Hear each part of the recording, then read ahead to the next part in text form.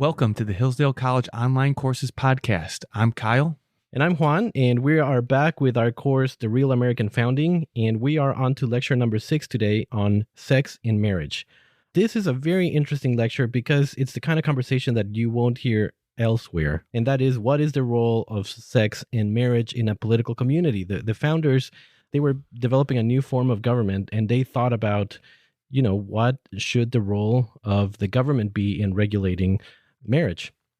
Absolutely. And I think this is one of the most interesting topics for me to dive into, Juan, because it seems so foreign to the way that we live, right? And today, the relationship between the sexes, how we view marriage, obviously the proliferation of women moving from mostly working inside the house to going out into the workforce, voting changes that have occurred throughout our nation's history. There's been a lot of changes, and this is a controversial and interesting topic to dive into. Yeah, one of the very interesting things that you will learn in this lecture is that women used to vote, at least in New Jersey. Some women used to vote during the founding, and it seemed that most people didn't really have a problem with that.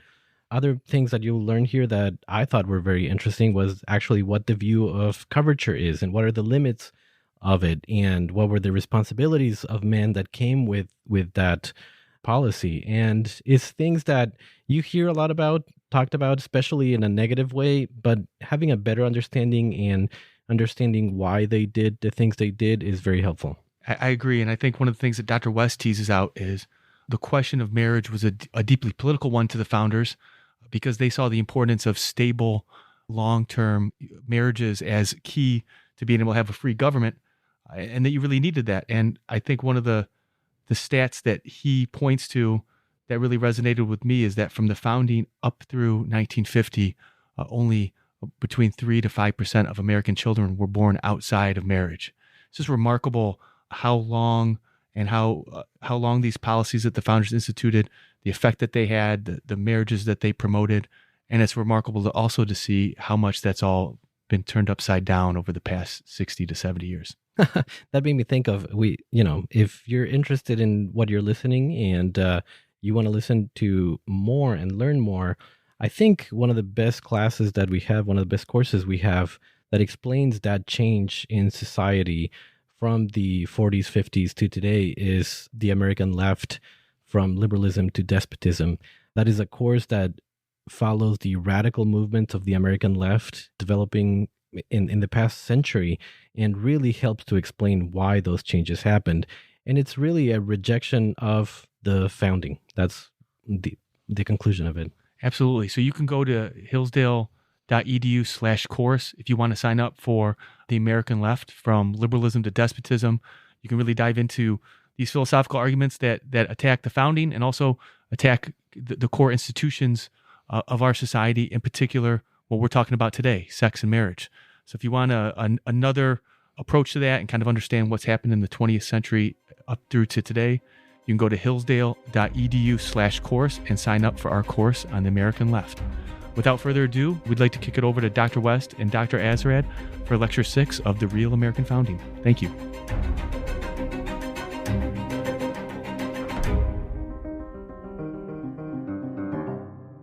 The topic I now want to take up with you is one that I think people may think is a strange one to discuss in the context of a conversation about the political theory of the American founding. And that's the topic of sex. Now, I know today that everything is public, and in a sense that's all we talk about in America.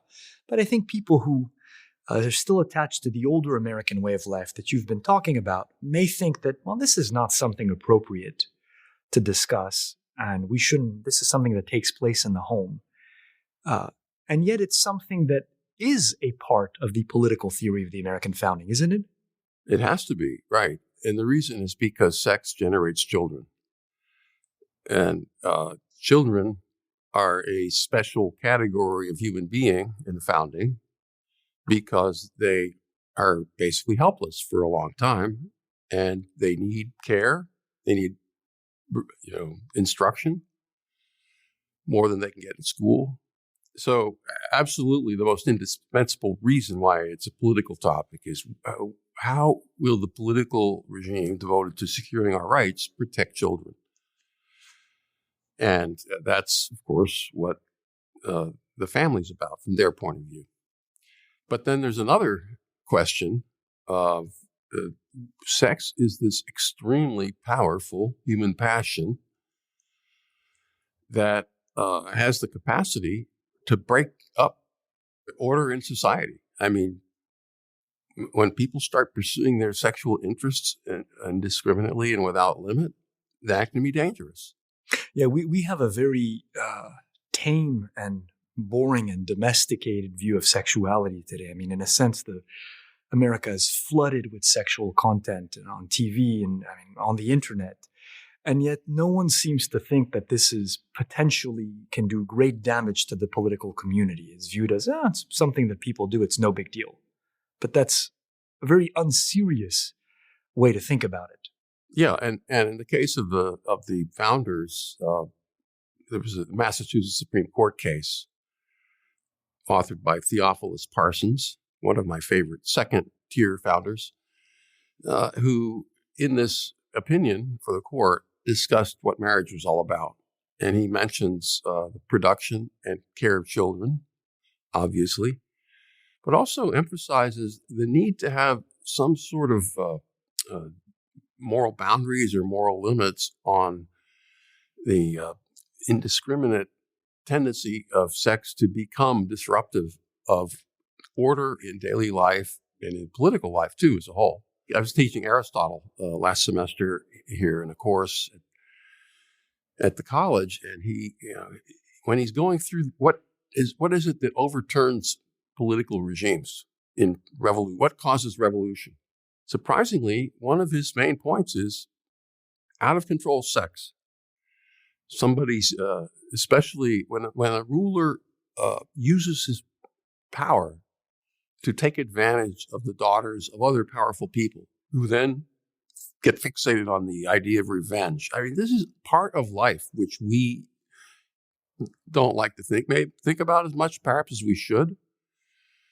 And that was really important to them. I think that was not so much, didn't spend a lot of time writing treatises on this subject, but they got it. You see it in these occasional court cases or sometimes legal treatises where they'll talk about, well, why is marriage so important? Why should the government care?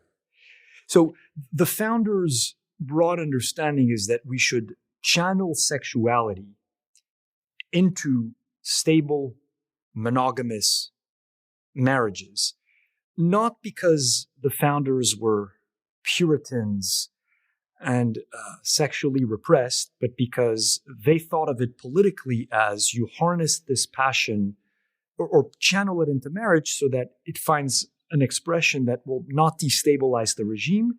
And because it's tied to procreation, the best unit or institution under which to raise children are married parents living together. Right. And the last point you made, married parents living together to generate and raise their children, what they said about that is what everyone knows if they just use their powers of observation, and that is the biological parents of a child almost always can be counted on to love their children more than stepchildren or other. I mean, it was not a popular view to bring up today because we have so many broken families, whatever metaphor you want to use. But this is a fact of human life. There's this powerful love. And it's especially when you believe confidently that child is your biological offspring. And the parents will very many times go to amazing lengths to protect and to provide for those offspring. Some often at their own expense, making sacrifices for the children. And that's a passion. That's a natural instinct. The founders' idea of marriage was, let's take that natural instinct and institutionalize it. Let's build on that to create legal marriage, which in turn to make legal marriage hard to break up, so that if in some cases that natural instinct isn't as strong as it might be because you fall in love with someone else, let's say, or very often today, one of the main reasons for divorce at our time is women will report over and over again, I just don't love him anymore. And that becomes enough of a basis to break up the marriage. And what the founders thought was, well, that may be something that pleases you, the person who's wrecking the home, but your kids need you. So the institution is meant to take the natural passions that exist and to try to make them conform as much as possible with the good of the children and the good of the nation, even though there can be unhappy marriages, and they knew it. So the founders were not romantics. I mean, obviously they would not deny that love is a component of marriage, but they would not reduce marriage to love so that if the love starts to fizzle, it's time to move on. Right. They wouldn't have done that. I will say this, though. If you compare the founders to earlier philosophers who discussed this question, it's like Aristotle, Aquinas, Locke, so ancient, medieval, and modern example. In all three cases, they treat marriage much more as an institution than as having anything to do with love.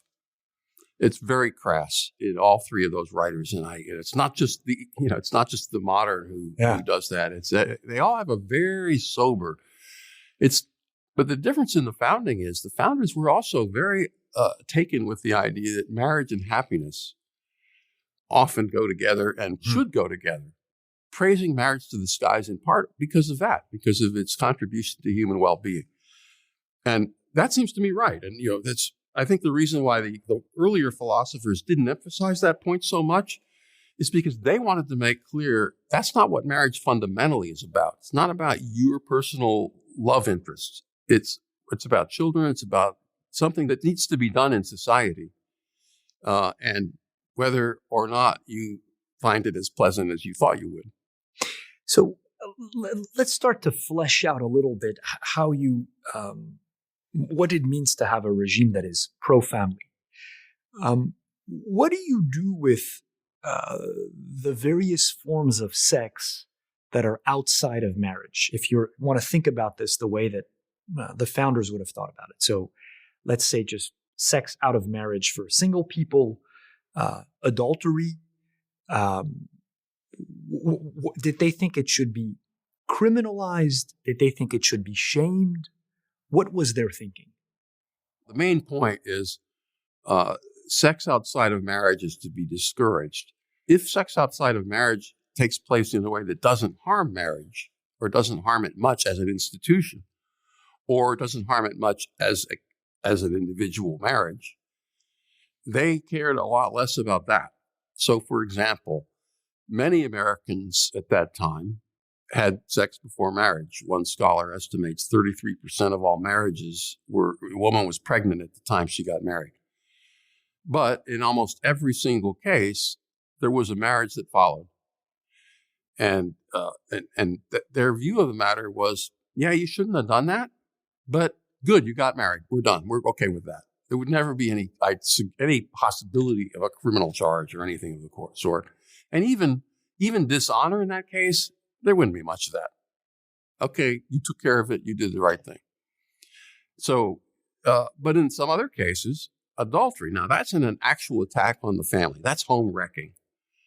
Somebody coming in from the outside and sleeping with the husband or the wife. And that is a threat to the marriage. Because one of the things that makes marriage last is the confidence of the marriage partners in each other's faithfulness. And again, think about today. This is where really the contrast with today is so striking. Where today people, no one really expects, except in a kind of verbal way, that married people should be faithful. They still say it. Oh yeah, the marriage. Oh, I promise to be faithful. But in reality, there's always a mental reservation. Yeah, unless something happens, unless I fall in love, unless I get tired. As long as love shall last, is even present in many modern marriage ceremonies. People will write the ceremony out. Well, we should be married as long as love. That's making explicit what Americans often feel today. The one thing I'll say is we do remain hopelessly romantic in the sense that divorces are still viewed as that's a shame. That we're not at the point yet where we celebrate divorces. There's, for all of the changes in the past 60 years in feminism and the sex revolution, there's still a sense, even in elite America and Hollywood, that it's a shame when a marriage breaks up. Sad thing always. Yeah. It's shame. Yeah. However much they've legitimized it. So that's a good point. Yeah. So it's a qualified change, not complete. How did the founders think about divorce? So clearly they did not embrace the idea of no-fault divorce. But then you suggested that they did recognize that there were cases where divorce was legitimate, but it was not, well, I'm looking for something more exciting, a la Eat, Pray, Love. What were the legitimate grounds for divorce according to them? Well, the way Pennsylvania had a law in which they discussed the grounds of divorce. And in the law said marriage is a contract. And when the terms of the contract have been broken in such a way as to create a serious problem for the fulfillment of the duties on both sides, then there can be a divorce. So a divorce was looked upon as just like any lawsuit for violation of contract. You said you would be faithful, you weren't. You said you would live with us, you've abandoned us. So the typical grounds of divorce early on: adultery, abandonment, extreme cruelty in some states. There had to be something significantly serious about the abuse in question. But they did acknowledge the idea that divorce could be given for serious cases of abuse.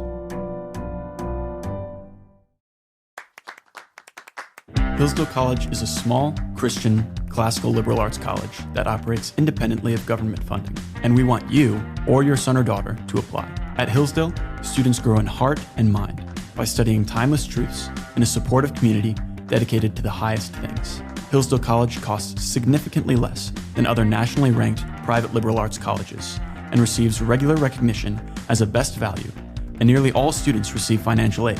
Our robust core curriculum, vibrant student life, and 8-to-1 student-to-faculty ratio make for an education like no other.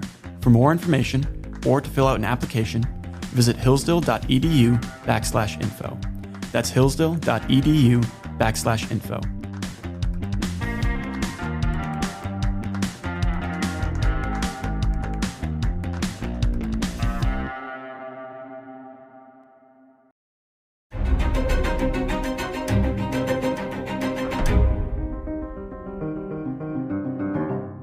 What about supporting marriage beyond the rhetoric? I mean, I'm sure that they were, spoke well of it, but was there any sense that it was a legitimate function of government, presumably at the state or local level, to subsidize marriage, to do tax breaks, tax credits for kids, that it was a legitimate power of the government to offer financial incentives for people to get married and have kids? I don't think so. I don't know of any evidence for that at the time of the founding. It's interesting that today sometimes governments feel like maybe we need to do that, give tax breaks. The income tax code itself, though, is in some ways that's based on the idea that take marriage into account and the roles that are typically adopted within marriage. That's fine. But no, I think the biggest thing was to discourage sex outside of marriage in the first place, so that people would think, if I want to get some, I need to be married to that person. Sorry to be vulgar. So that, and then the public honor for marriage. We used to have a slogan, America, motherhood, and apple pie are the things that are always praised. Well, that's no longer true, but it used to be true. Motherhood, meaning married motherhood, was something that's honorable. And by the way, even in today's world, it still is honorable. When a woman is married with children, other women respect that, typically. The culture at large doesn't. I mean, the culture at large is maybe more of the popular culture doesn't. Yes. But the day-to-day, I've seen that over and over.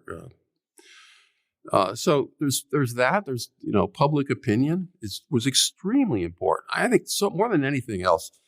Obviously, religious beliefs were important. For you're not supposed to cheat on your spouse in the Ten Commandments.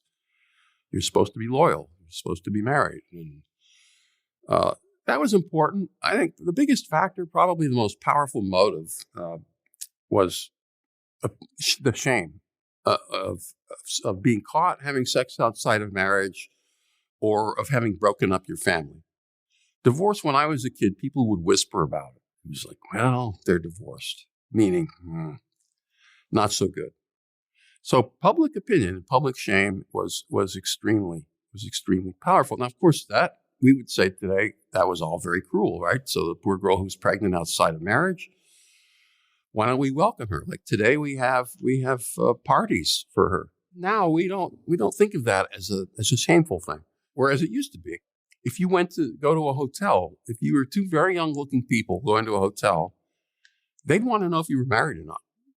Typically, not always. If you went to a hotel in the right place in town that nobody cared, fine. But like in a respectable place, are you married?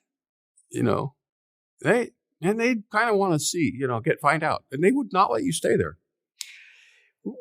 So if I try to apply this logic of what do we stigmatize when it comes to sex today, I mean, the only thing it seems to me, I mean, aside from, of course, rape or unconsensual violent sex, right, is maybe holding out for marriage. Is if some, religious person says, I don't believe in sex outside of marriage. But I'm not even sure we stigmatize that. I think the elites would just laugh and think that that's such, they made that movie, The 40-Year-Old Virgin, that he's not an object of hatred, but of laughter. That I think in part because the sexual revolution has so completely uprooted the old order that it is very hard to find outside of the most religious corners of America people who will oppose the reigning understanding that is basically, the more sex, the better, and all forms of sex, so long as they're consensual or created equal. Yeah, there's a lot of truth to that. On the other hand, let's not make the founders too puritanical either, because as I mentioned earlier, sex prior to marriage was pretty common, and probably a lot more common than that 33% number.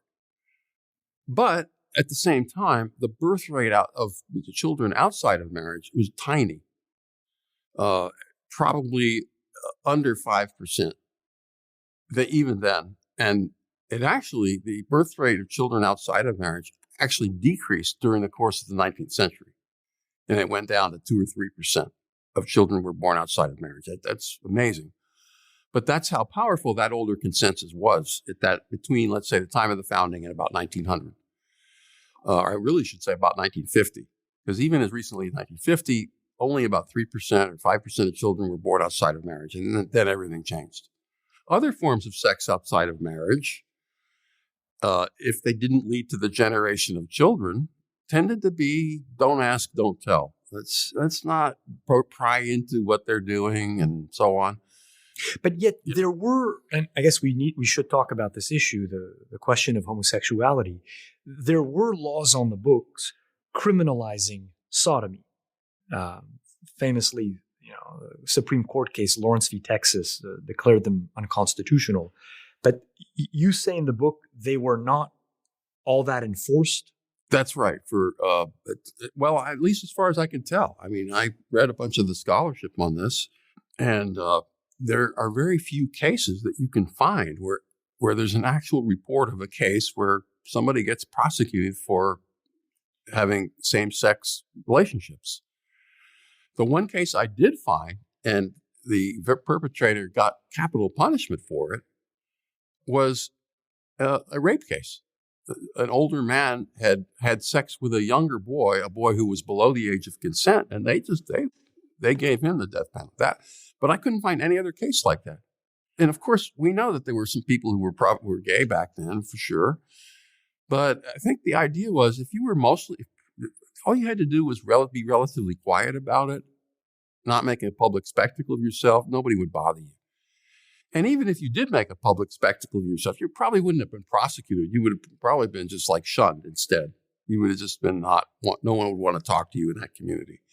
So unless you could find a like-minded community somewhere of gays, which didn't really exist in early America, you had to either conform to the prevailing sexual mores or just keep it quiet. I think the toughest thing to explain today, at least I found when I need to teach this, is how the founders thought about the role of women in society. In part because feminism has so completely overturn how we think about gender roles, as we call them. On the surface, it's shocking. Generally speaking, I mean, with the exception of New Jersey, very briefly, women did not vote at the time of the founding. And as you point out, no one made a big stink about this. I mean, women were not clamoring for the right to vote. There are no prominent women founders. There were no women at the Constitutional Convention. This really vexes our modern sensibilities. I don't want to ask you to defend necessarily their view, but I mean, what's the best argument one could make of how they justified the sexual roles in society between men and women, and what they thought of as the role for women? And I guess, why was it not patriarchal and oppressive, however much it may not suit our sensibilities and we may not want it? Well, you're asking a couple questions. Yeah. We'll probably have to go back to one of them later, but I'll say something about the main question of different roles.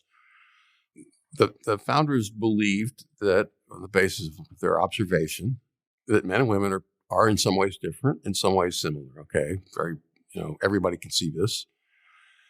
But they also thought that the characteristic differences of the sexes made it appropriate in almost every case, not all, for different roles to be adopted within marriage.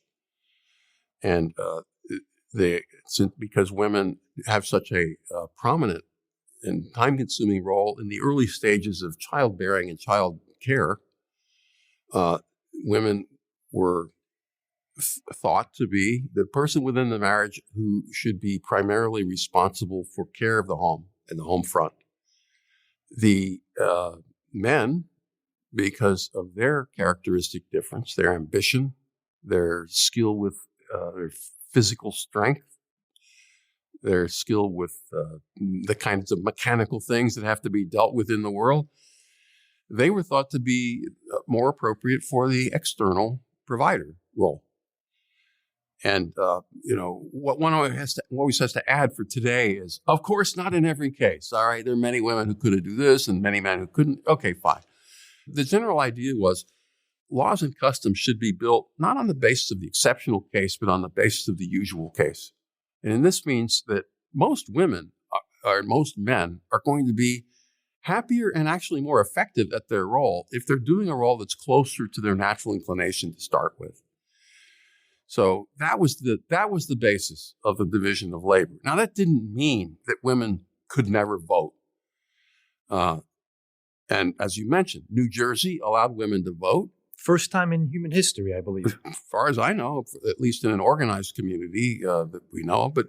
And that was between 1776 and 1807. So actually for quite a while, 20 or 30 years, I don't know. But what was interesting about it was, again, hardly anyone commented on it. It was just like, it was a thing. We did it. It was written into the state constitution, all inhabitants of, And so somebody pointed out, that means women too. So the state legislature said, okay, I guess we better pass a law in accordance with our own constitution and allow women to vote. But when it ended, it was like, well, okay. Now why? Think about that. The answer obviously is they didn't feel oppressed. Yeah. They didn't feel oppressed. Now, what people today might say is, they were full of false consciousness imposed upon them by the toxic patriarchy. Yeah. And at the time, though, because women did believe in the basic idea of division of labor in the family, appropriate roles, and so on, they felt like, no, we're doing it right.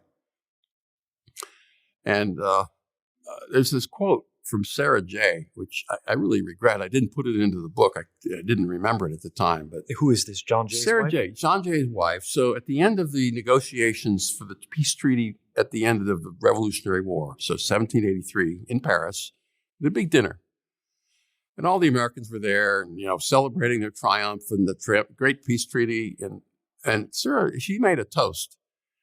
May all of our soldiers be citizens and all of our citizens soldiers. And of course, she meant men. She didn't mean that our female citizens would all be soldiers. But from her point of view, men in a way were more fully citizens than women. because of their military, their role in the military and the role in organized violence to maintain and protect freedom. And she was acknowledging that male role in that statement. And again, it's like she was celebrating it. She wasn't sitting there resenting, oh, why don't I get to be in the Army? She was happy not to be in the Army. Like, I don't want to get killed. That's what men do. They're good at it. And so that's how I think that's how they felt about it. So the whole question of the right to vote just seemed to loom very minimally in their consciousness compared to us, later American history.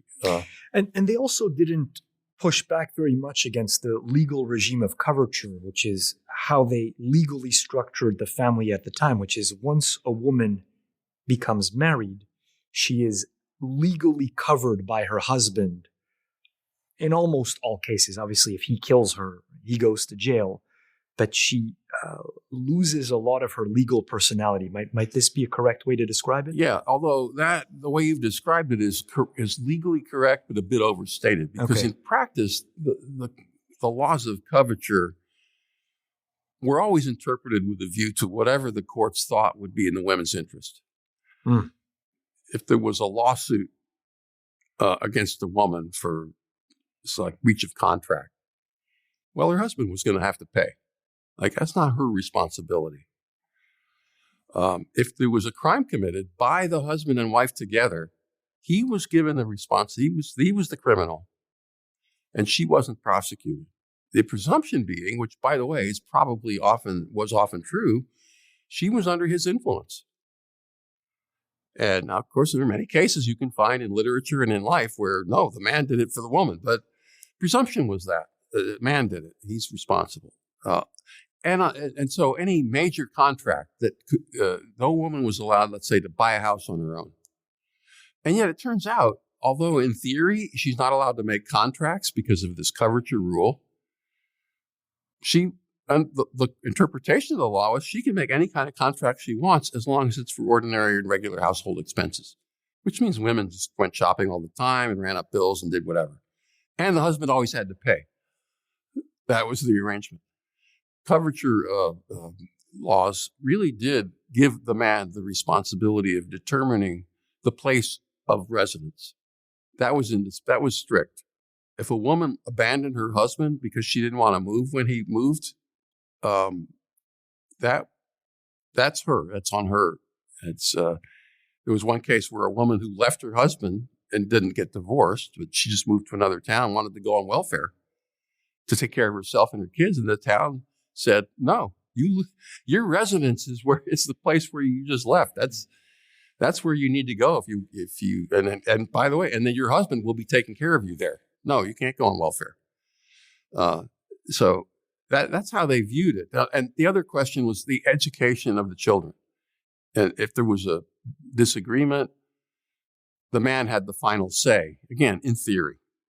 Now, of course, we all know, when you think about actual real relations between men and women, it never really works in that dictatorial way, except in extreme cases. No man wants his wife running around in tears and unhappy. I mean, it's very powerful. And so people always talk things. I mean, in reality, marriages were always companionate marriages. People would talk about things, decide things together. I mean, that's how things are. Yeah, and the women were not meek, oppressed, and traumatized by their condition. I mean, Tocqueville has very, very high praise for the virtues of American women, and he contrasts them favorably to the aristocratic women of the old world who are too cloistered. And he admires the virtue of American women. And you think of the frontier, the characters in, say, Willa Cather's novels. They're strong women. Yes. Yeah. Let me ask you one last thing on the family. There's this Chesterton quote that gets tossed around on the internet. It cannot be too often repeated that what destroyed the family in the modern world was capitalism. And you hear this, you used to hear this from the old left, but it doesn't really exist anymore. You hear it now more from some corners of the traditionalist communitarian right, that markets and corporations are corrosive of family values, that they unleash greed. You need to move, work long hours. I guess I'd ask you, is there a tension between the general pro-market views of the founders and their commitment to the family? Yeah, I think that's correct. Unfortunately, that it might be, you might characterize it as part of a larger problem of any society that has a lot of wealth is going to undermine the family. It's going to undermine many human relationships because wealth enables you to escape the consequences of your bad choices. You can go on welfare. Your family will take care of you. No, that's not a world in which poverty was really a hard thing a hard condition to be in. It's always still somewhat true, but less true. And especially in a world where women can get jobs. And in modern corporate life, of course, the development of capitalism that we've seen over the course of the last 2 centuries has proliferated jobs that women can do well. And corporations want to have an availability of a cheap labor pool. So if women enter the job market in big numbers, corporations love that. They also have more spending power than to consume. They have more spending power, and they drive down wages for the lower paid workers. Great. We can make more money. Yes, inevitably, whenever you have any corporation which is in the business of producing goods to sell and make money, they're going to be tempted by hiring practices and promotion practices that maybe have a deleterious effect on the family. That's not their concern. That's somebody else's concern. Capitalism as such doesn't have to be that way. And especially at a time when capitalists themselves were upstanding members of society, married with children, concerned about their own communities, they recognized, there's a problem with those kinds of arrangements. One of the things corporations used to do when they cared more about family life is they'd keep men and women separate in separate jobs as much as possible. Why? Have you ever heard of love, David? People, when men and women are thrown together of the same age, and they fall in love, they have affairs, they break up marriages, and it was thought, let's not provide extra incentives for that. We're not going to separate women, segregate them, but let's not constantly have women and men in the same office, working on the same projects, rubbing shoulders together, all the things that can lead to love, happiness, and misery. Well, in the next session, we're really going to dive into capitalism, not the term that the founders used, and discuss their views on markets, property rights, sound money, and their general views on political economy.